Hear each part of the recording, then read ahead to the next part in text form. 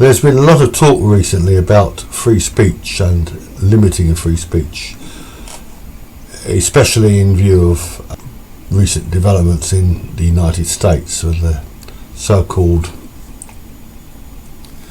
coup in Washington, attempted coup.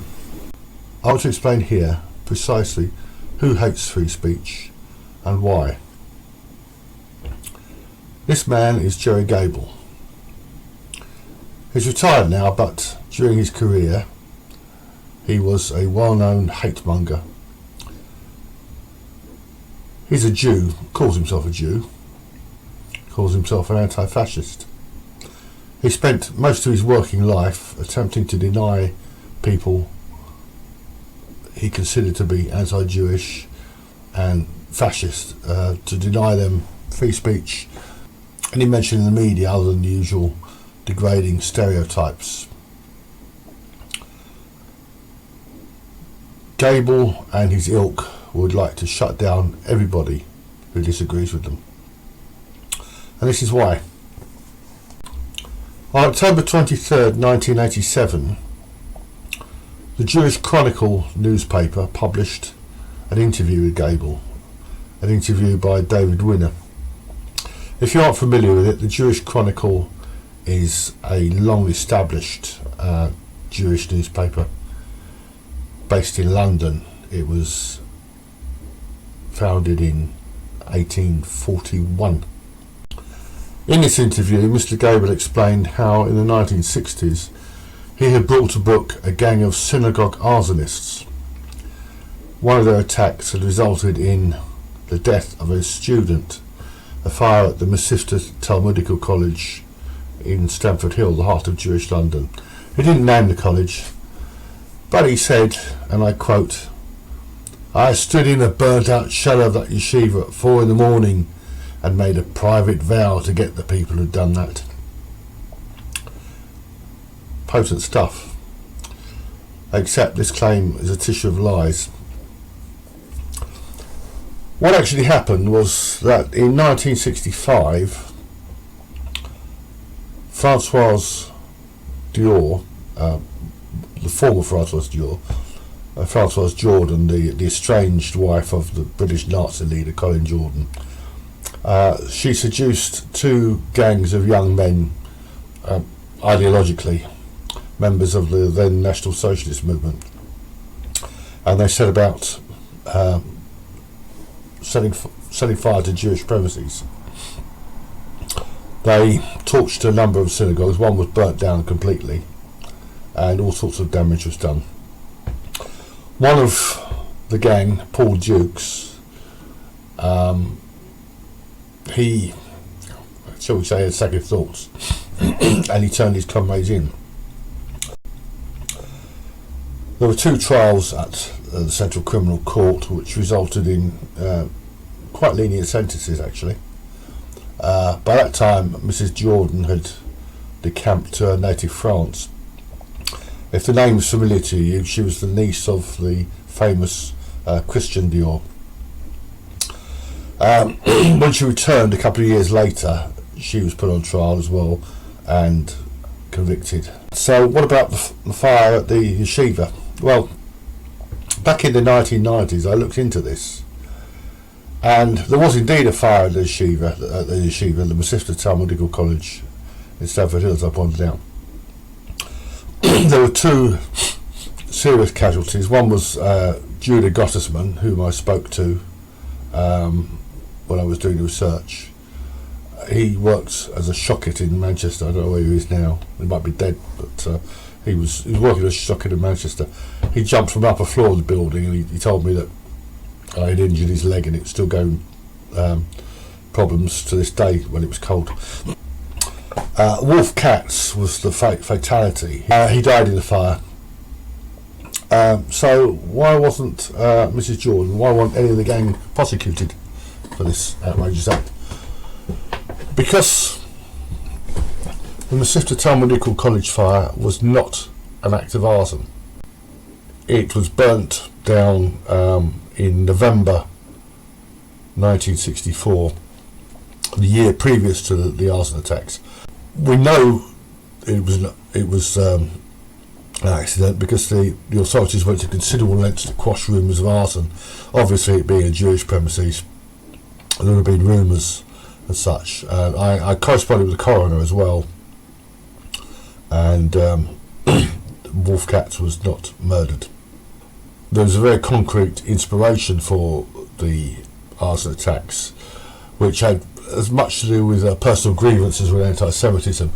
Mrs. Jordan was in a dust-up with a Jewish taxi driver, a man named Wolf Bussell, and she was wearing a swastika pendant around her neck, and he snatched it from her, and he ended up in court for a minor assault charge or whatever. And this was after the Masifta fire.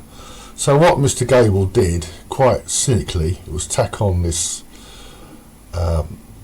accidental fire to his non-existent investigation. The police solved the case.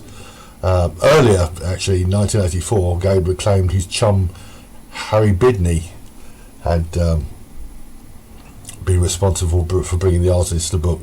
That's half the story. Paul Jukes, as I said, had second thoughts, third thoughts, and he went to Bidney, told him what had happened, and then they went to the police. Bidney, in fact, tried to frame the British Nazi leader for it. If you haven't heard of Colin Jordan, he was a bit of a character. He converted to National Socialism after the Second World War. He actually served in British forces during the war. And from 1956, the death of his mentor Arnold Leese, until his own death in 2009, he was Britain's leading National Socialist theorist and one of the leading National Socialist theorists in the world. His was an ideological anti-Semitism, in stark contrast to that of Arnold Leese, who was absolutely rabid. And in fact, his wife, his short-lived wife, was cut from the same cloth as Leese. She believed synagogue should be burned by an act of parliament. So, I mean, by telling this grotesque lie, Gable quite cynically exploited Jewish suffering, as a lot of these so-called anti-fascist Jews do, real and imagined. An important fact to bear in mind here is that the Jewish Chronicle certainly knows now, that Gable lied to them, but they still continue to support him. This is something that happens across the board. Activists of all sorts peddle lies all the time, grossly exaggerated statistics, false narratives, and they are parroted uncritically by the media and by fellow travellers in the full knowledge that they are lies, distortions, willful attempts to mislead the public and, at times, far more important, policymakers. If Mr. Gable had his way, I would be allowed to tell you this, and in fact he and his team at Searchlight magazine created all sorts of other lies over the years. If you haven't heard of Column 88, at one time this was the Nazi underground, which was meant to have an underground army of 400 men and women that could bomb, maim and murder with impunity. It turned out to be a few pillocks parading around in coal-scuttle helmets and celebrating the birthday of their glorious Führer. So who hates free speech? Is it Jews? Well, Jews like Mr. Gable. Is it anti-fascists? Anti-fascists like Mr. Gable. But most of all, the people who hate free speech are liars. Liars like this man. I made a mistake. I said it 14 years ago. I trusted George Bush to keep his word. He said he was not going to go into Iraq. Some of my own party have said that it was a mistake to go to Iraq in the first place. But the cost of not acting against Saddam, I think, would have been much greater. The President of the United States is a bold leader, and he is popular. I went to law school on a full academic scholarship, the only one in my class to have a full academic scholarship. Went back to law school and in fact ended up in the top half of my class. I was the outstanding student in the political science department at the end of my year. I graduated with 3 degrees from undergraduate school and 165 credits, only needed 123 credits. Biden now concedes he did not graduate in the top half of his law school class, that he does not have 3 degrees from college, and that he was not named outstanding political science student in college. Newsweek says Biden actually went to school on a half scholarship, ended up near the bottom of his class, and won only 1 degree, not 3. Joe Biden ranked 76th in a class of 85 at the University of Syracuse Law School. I mean, this guy comes off this whole thing as a flyweight. Now Biden says Newsweek is right. His memory had failed him. Morons also hate free speech. Morons like this woman. And as well as a moron, she is a useful idiot.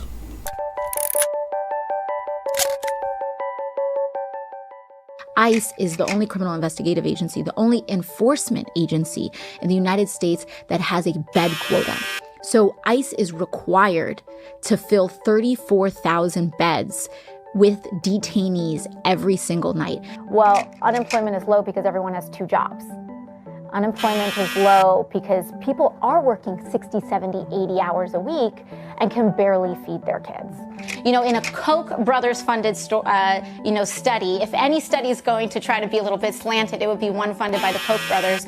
It shows that Medicare for All is actually much cheaper than the current system that we pay right now. When they got these seats, when they were campaigning most, when we had more of an American middle class. And so I think that politically, this like upper middle class is probably more moderate.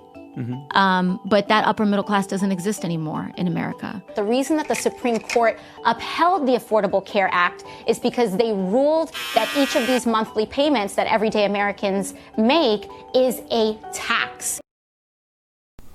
Others who hate free speech, other liars, are feminists, anti-racists, whatever that means.